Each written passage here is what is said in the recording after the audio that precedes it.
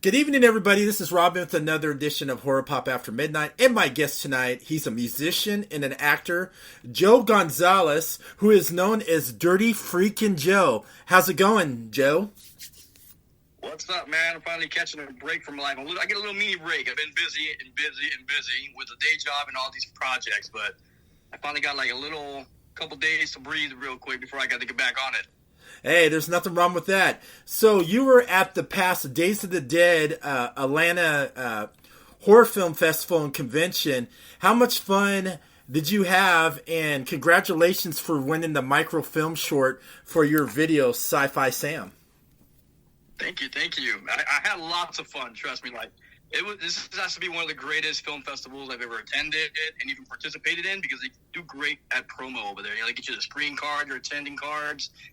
I've always wanted to see myself in one of those pictures where, like, it says attending, Juan Gonzalez, and then they got the background of, like, previous work you've done. I've always seen and admire, like, those at cons, and now I finally have one of my own. But, yeah, I had so much fun, but it was so busy. So, like, my fun was limited, but I made the best of every moment, like meeting some of the celebrities over there, Yeah, and one of the celebrities you met Mick Foley, who was wearing a Mankind mask. How did it feel to have the mandible claw in your mouth? It was amazing. Like I love to have like photo ops that stand out. Like something that's gonna make me laugh in the future or make somebody else laugh. Because like obviously everyone's taking a picture with Mick Foley, and everyone's gonna oh look at me, Mick Foley, look at me, Mick Foley. It's the same thing, and then you just look at my photo, like look at me with Mick Foley. It's like it throws everything off, and it's just like it's a different change. But it was so surreal. Like I was setting my booth up, early in the day, and then sure enough, little by did I know, like Mick Foley is setting up right on the corner across from me. I'm like, oh no way, it's Mick Foley like right there, dude. So cool. So I had to wait for like that moment where it was like no more customers in his line. So I kind of went up to his booth, and I have this trophy right here from Hollywood Blood Horror Festival. I thought it would be a pretty cool idea to just have this as the mandible claw. So I'm like, can you do a mandible claw on me with my trophy? And he's like, sure. He's like, that's different. He's like, let's try that out. And he had the mask with him, so he put it on too. And like, it was perfect. I met him before I had stand-up comedy, but he didn't have the mask on, so I wanted one with that mask because that was like my favorite, like Mick Foley character, Mankind, the deranged one. So to have that mandible claw, it was very great, and he enjoyed it too. He said it was like the very different photo op he's ever done. And then actually after that, I was just talking to him, and I was telling him about my wins of Days of the Dead Best Micro Short, and he was like, "Oh, cool. Where can I see that at?" And I busted out my phone and I sat with him and showed him the music video. So I got to actually show and watch my music video with Mick Foley. That's like a great historical moment for me. I'm like, wow. And like he just had a big smile the whole time watching it. So I knew it was good if he's smiling like that, Yeah, let's talk about your music video, Sci Fi Sam, which was inspired by independent filmmaker Sean Hayes from his upcoming film Area 5150, who also has another film out there, Cannibal Comedian. Yeah. What inspired you to do a song off of Area 5150? So I got casted in his movie. I went through the Indiegogo and I got a role to be featured in his movie. And he asked me to just play myself. He seen my profile. He knew I was a musician. He's a fellow musician himself, so he could respect that. So he had me play a musician character as a diehard Sci Fi Sam podcast fan.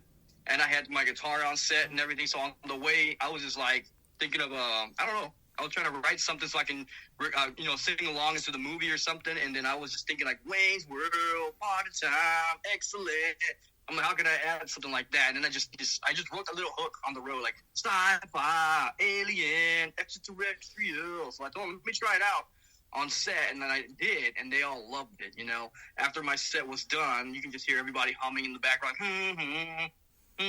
Like they didn't know all the words yet, but it caught on to them, and I'm like, yes, it works. They love it, So they asked if that was a very clever, that was a clever line that I did, and then they asked me if I could write a whole song, not necessarily for them, but just for fun. Like you could write a whole song, and I said, yeah, I can do that, and I did, and I delivered it to them once it was done, and they were like, oh my god, even more like surprised how good it came out. So then now that I knew that it was a great song, they all loved it.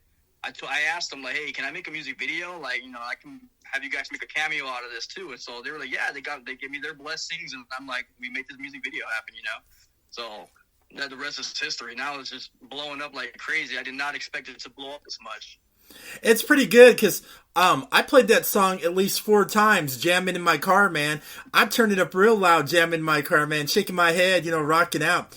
It's a catchy, it's a rocking, catchy tune. I mean, the song's so catchy, it just stays in your head, Because when I was driving to work this morning, jamming to it, and I came to work, and I was getting into it, and all the guys are at work going, "What are you singing?" I was like, "Sci Fi Sam." But get with the program, man. That's right. So, you also had some more cameos in your film. You had Leatherface Brett Wagner, and of course, special FX artist Joe Castro. How did you get both of them to participate in Sci Fi Sam?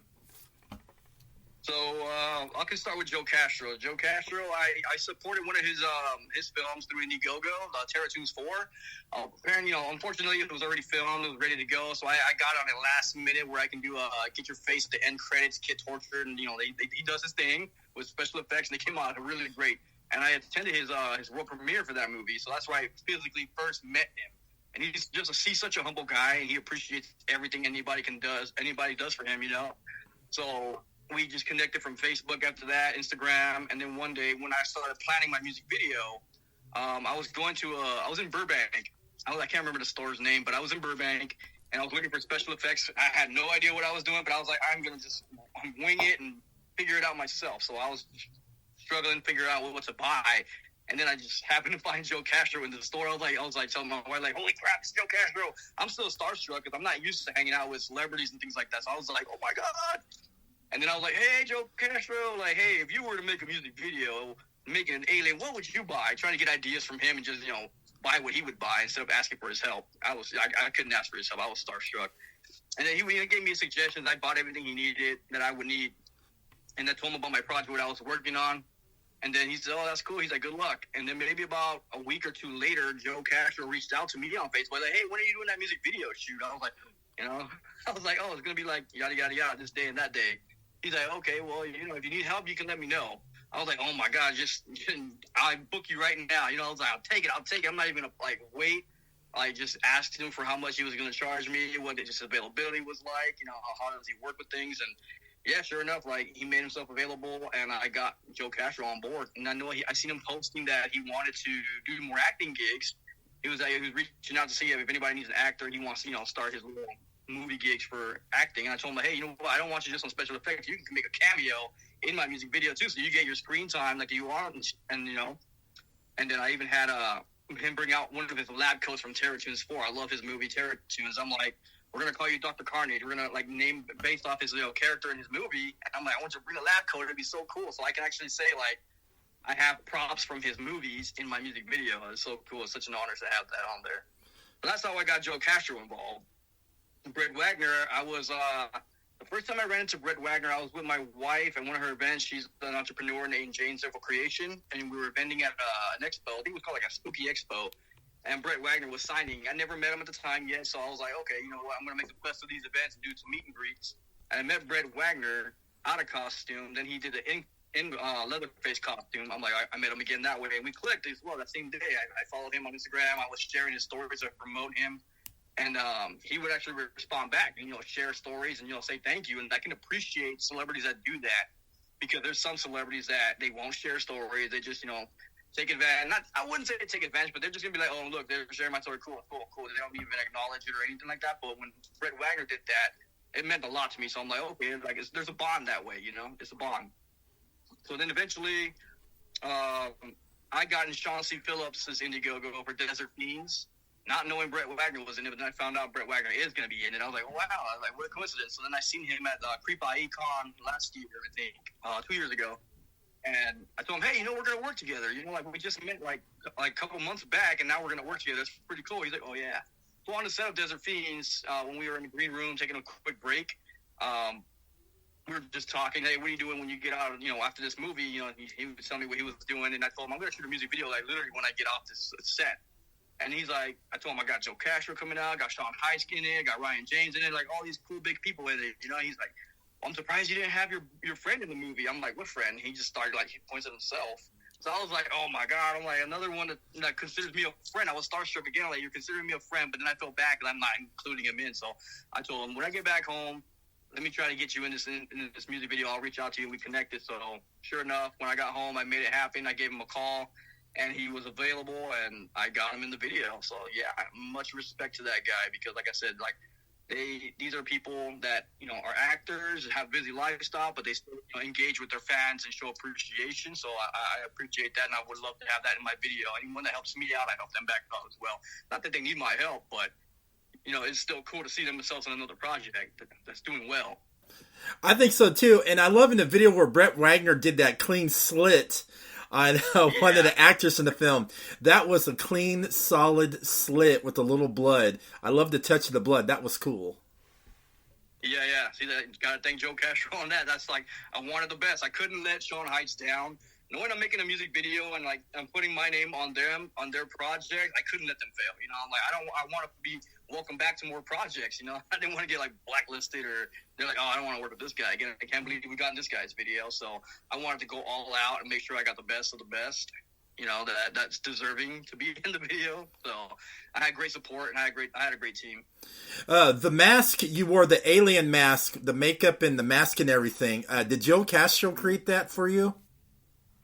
Yeah, so I told him I was inspired by, I'm not sure if you're familiar with the band Mudvayne, but Mudvayne has a music video called Not Falling where they're singing, you know, normal human beings, and then towards the ending they change it to aliens, and they're singing and performing as an alien. So I just told him I want a mask where I can still see my mouth so I can see me sing and, you know, do my vocals. So he ended up making a prosthetic mask. So I did go do the whole head cast molding with him, and it's just a prosthetic really like around the nose and around the eyes. So it's nothing in the mouth, but he did airbrush everything to blend it all in together. He did a really, really great job putting that all together. So I worked with him, just told him what I wanted, and then he would just message me back like every other night, like, hey, check this out. This is what I'm currently working on. Do you want the eyes like this? Do you want the eyes like that? Do you want it to a little gloss in it? You know. So he was great at communicating and how he works. So I really highly recommend anybody to work with Joe Castro. He's great.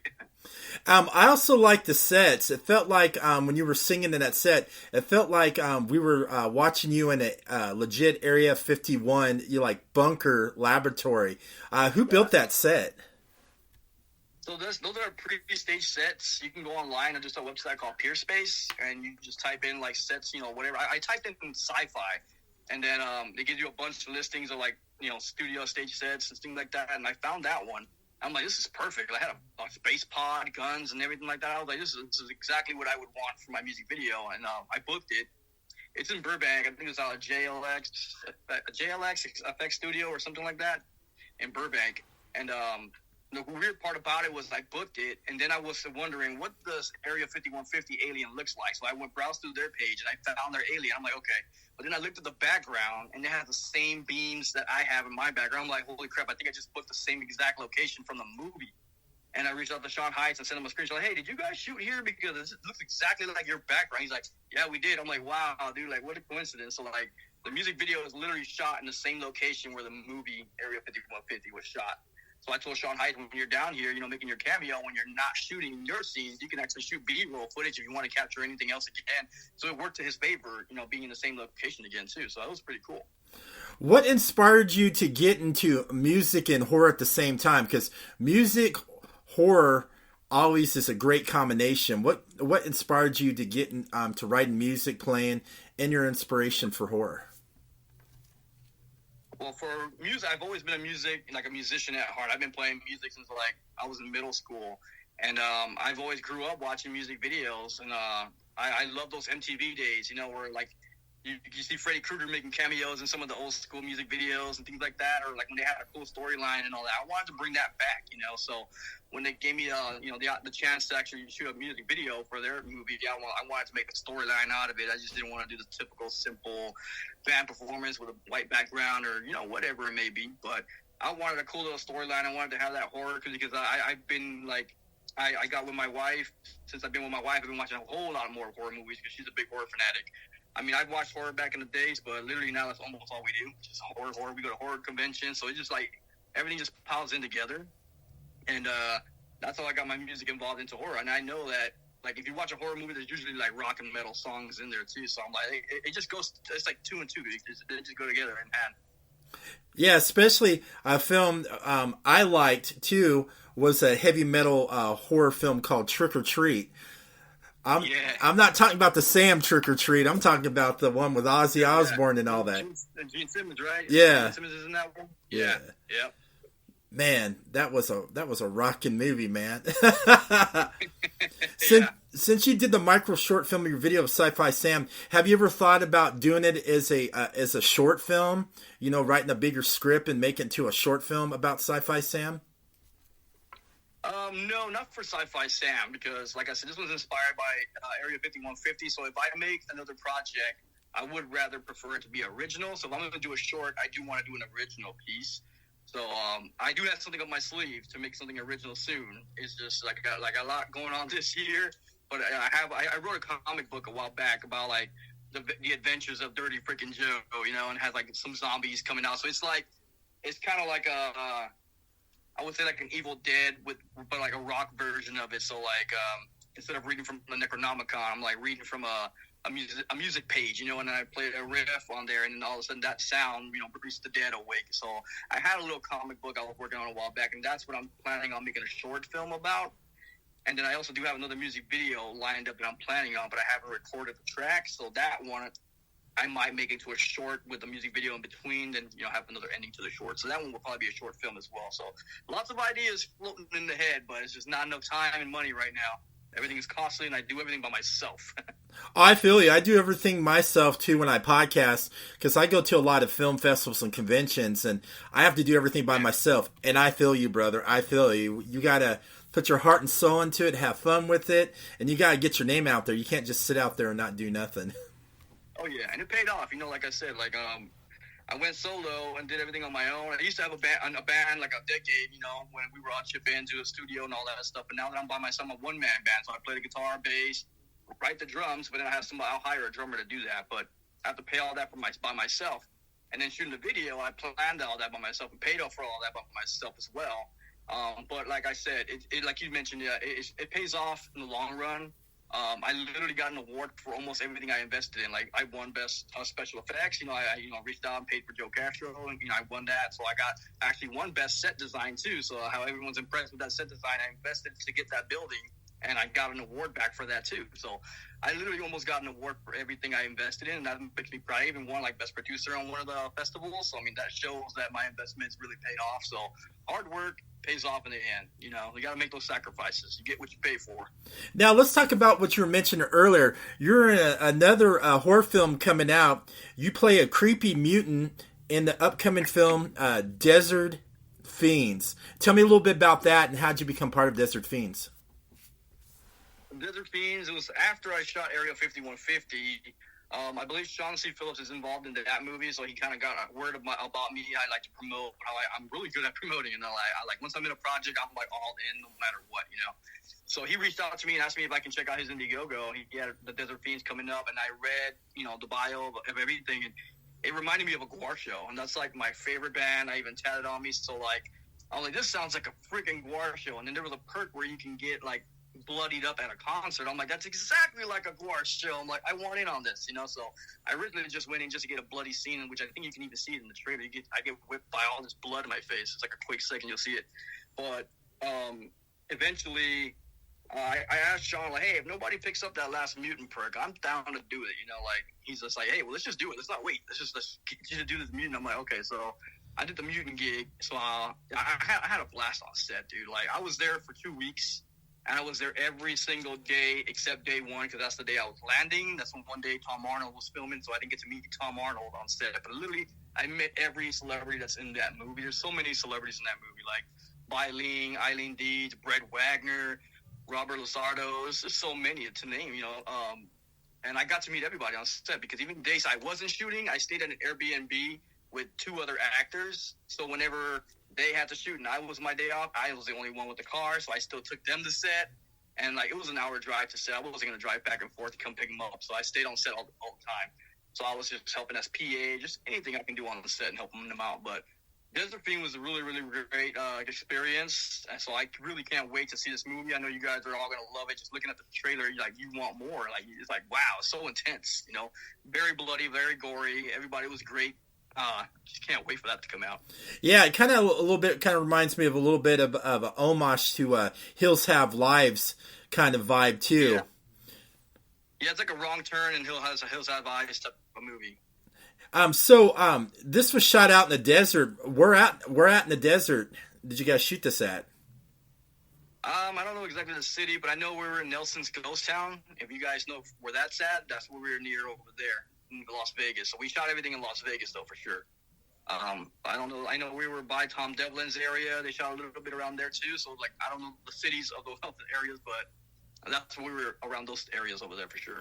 Since you were near Tom Devlin, did you go over and visit his museum? Yeah, my first day on set, that's where they were currently shooting, so that's where I met up with them. So while they were still shooting, I went to go explore the museum while I was there. That was pretty cool. So did you get a chance to talk with Tom, too? He's an interesting kind of guy. Yeah. I didn't get to talk to him, but I mean, like, I enjoyed everything there. I think he was working with them, or like standing by on set somewhere with him, so I didn't get to talk to him, but I know he's a great guy. I've heard a lot of great stories. So maybe next time, because I know there's Sean C. Phillips. He's going to be filming his next film too, Skate to Hell, in Vegas. So I'm pretty sure we'll probably be around the same area as well. There's an Indiegogo for that if you guys want to check that out. I'm definitely going to be in that movie as well. I've already talked to these guys. They wanted me back after Desert Fiends. They all wanted me back on for its next project, and I'm so down because after the experience with Desert Fiends, like, definitely joining this next film, Skate to Hell, as well. Skate to Hell looks pretty interesting. I may put something in that Indiegogo. Anything that deals with skateboarding, horror, and if it has a rockin' like score or soundtrack, count me in. Yeah, I mean, the movie poster that they just released alone looks badass. I was like, I just looked at it, I'm like, that's it, I'm in. I was like, let's go. Hey, it looks good, and like I said, I'm looking forward to seeing Desert Fiends. That looked pretty good. I checked out the trailer. Thank you for sending me that trailer for me to check it out. It was pretty cool. Oh, yeah. So definitely, yeah. We'll let you know when the premieres happen. Maybe you can fly out. I hear we're supposed to do it in Vegas. I'm not sure exactly when, though. But yeah, he's trying to get it distributed out there, so we'll see how we can get it out to you guys to see it. But it'll be coming out soon, sometime this year.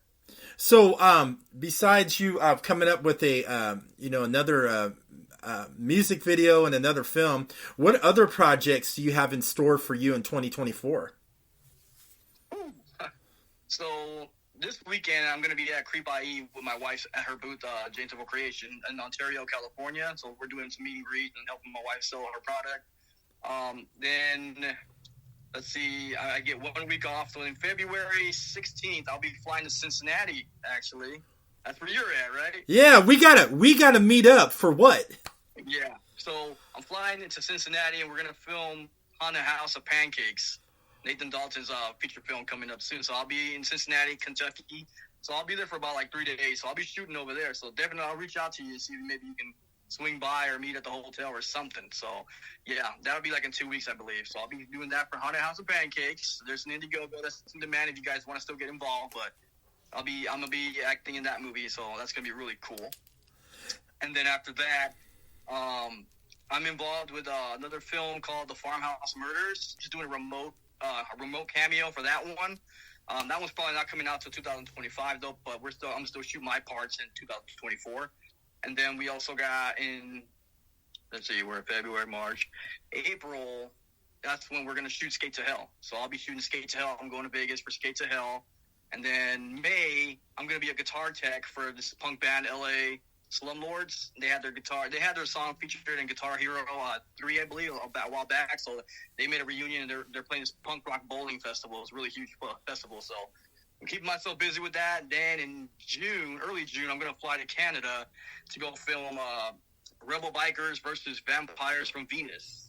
I am looking forward to seeing that movie. That's on my top list to film. And then another movie I'm looking forward to seeing too. I had the actresses and the writer and filmmaker on my film is Virginia Bitches, about a heavy metal female vampire band that gets stranded in a hick town surrounded by cannibals, a werewolf, and a warlock. You gotta send me that because I need to look into that. That sounds very interesting. Yeah, I'll send you to Instagram and everything too. Yeah, it's called Vampire Bitches. I'm so excited to see it. It looks rocking, man.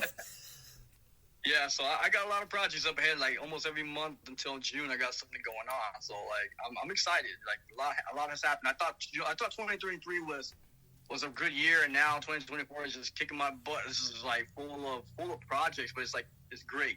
I tell everybody I'm stressed but blessed. I'm like, oh my god. Since you're a big horror fan, like everybody else, because I watch horror every day, and plus I also watch action. I'm a sucker for action films too. So, what's that one go-to horror film that you like going to just to relax? Your feel-good horror film. I would say Army of Darkness. I love horror comedy. Like, I love horror comedy because I need to, like, get scared. And I honestly, like, I don't really get scared too much with horror movies. They're not scary, honestly, anymore. They're just great to watch. Maybe I'm just, like, over it. I don't want to get scared anymore. I'm over it. Like, I'm in horror. I am horror now, you know? So, it's like, I don't really get scared anymore. But Army of Darkness is a relaxing movie for me because I can just kick back and relax. I can have a couple good laughs and all that. So, and you still get skeletons and evilness and all blood everywhere. So it's like you get your gore, you can still enjoy it. You know it's a horror movie, but you can still have that good laugh. So you just kick back and just enjoy the show. Oh, I know. I love those Evil Dead films and, Army of Darkness, man. They're just good, bloody fun. Yeah. And you gotta love groovy Bruce Campbell, man. Yeah. I got to meet him once, and I was just bummed out because I guess at that event they didn't allow photos. So I got his autograph at least, and I knew I was there. But I'm still on the hunt to go meet him and where I can get a photo with that guy. That'd be pretty wild. So where can everybody find you on social media to see what you're doing next and all your projects and, of course, your music? So my main spot to find me is going to be on Instagram. I'm dirty_Joe87. On my bio, I have one of those link trees where you can click on there and it'll literally give you my IMDb and my music videos. I put one for each music video, but then you can go to the direct YouTube link. My Spotify is on there as well. I got some news, some magazine articles I got interviewed on as well, just all over there. So my link tree on my Instagram for social media. Then on Facebook, I'm just Joe Gonzalez, but I'm sure there's a couple Joe Gonzalez's out there. But just look for the one with the mohawk, and you'll find me there. Oh, heck, we can't miss you with that mohawk and that sexy face. It's funny because, like, I figure, like, a lot of people would have mohawk. I was at Desert Fiends, and I was literally the only person with the mohawk over there. Someone's like, oh, yeah, I seen you. There's no way I can miss you. You're the only guy with the mohawk. I was like, for real? Like, I thought mohawks were a thing back, still around here. No, like... Well, I grew up in the 80s, and I had some friends who were punk rockers, and when they put their mohawk up to hold it together, some of them used Elmer's glue. Yeah, I've heard so many things that people use. They use egg yolk and things like that. I was like, wow. So I'm glad I had to do a mohawk back in the days. Exactly. And like I said, thank you so much for coming on. I had a blast. Yeah, definitely, man. Thanks for having me, man. Oh, and hopefully I'll see you in Cincinnati over there in April. Actually, no, in 2 weeks, February. Oh, exactly. I'm looking forward to it, and looking forward to maybe you can bring me to the set, because I know Mr. Dalton myself. Oh, yeah. I'll hit him up. We'll see what we can do, man. That'd be great to see you on there. All right. Thank you so much. And everybody, thank you for listening to Horror Pop After Midnight. Have a great evening.